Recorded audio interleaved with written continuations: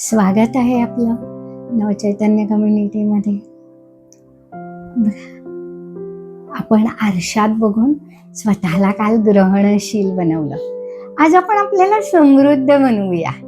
बघा, समृद्धता हा माणसाचा जन्मसिद्ध हक्क आहे.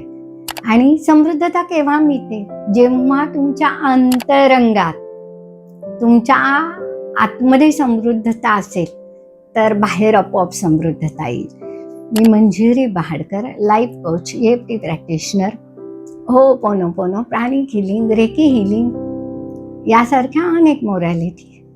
आता आपलं रोजच्या प्रमाणे आरशासमोर बसायचंय, शांत बसायचंय, दीर्घ श्वास घ्यायचा आहे, हळुवार सोडायचा आहे, परत एक दीर्घ श्वास घ्यायचा आहे, हळुवार सोडायचा आहे, परत एक दीर्घ श्वास घ्यायचा आहे, हळुवार सोडायचा आहे.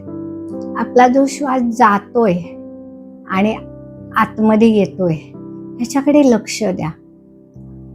श्वास ही तुमच्या सर्व जीवनाची गुरुकिल्ली आहे. तर ही किल्ली कशी वापरायची हे आज आपण बघणार आहोत. स्वतःला डोळे उघडा आणि आरशात बघा. कालच्या पेक्षा तुम्हाला तुमचा चेहरा अतिशय ताजा तवाना वाटत असेल किंवा वेगळा वाटत असेल, एखादा आपल्या चेहऱ्यावर असलेली पुसटशी रागाची भावना, एखादा क्रोध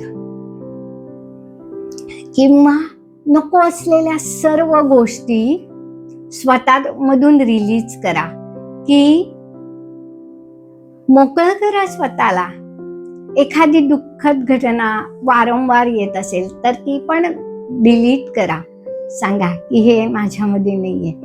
मी आजपासून समृद्ध जीवनाचा आविष्कार आहे.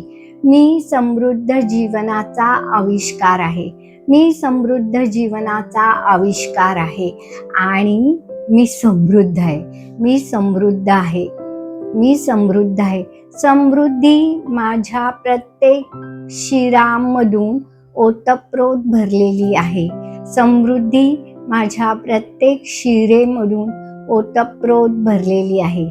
त्यामुळे मी सर्व ब्रह्मांडावर प्रेम करते. ब्रह्मांड माझ्यावर प्रेम करतो.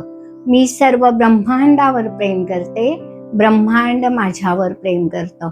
मी सर्व ब्रह्मांडावर प्रेम करते आणि ब्रह्मांड माझ्यावर प्रेम करतं. आणि स्वतःला पुन्हा आरशात डोळे घालून बघा. ह्या सर्व सूचना डोळ्यात डोळे घालूनच बोलायच्या आहेत. आणि कितीही वेळा म्हणा, जेवढे वेळा तुम्ही अधिक याची प्रॅक्टिस कराल तेवढी समृद्धी तुमच्या आजूबाजूला येईल. कारण शब्द हे ब्रह्म आहे आणि तुम्ही स्वतःला दिलेलं ते अफर्मेशन आहे. त्यामुळे ते नक्कीच 100% खरं होणार आहे. धन्यवाद.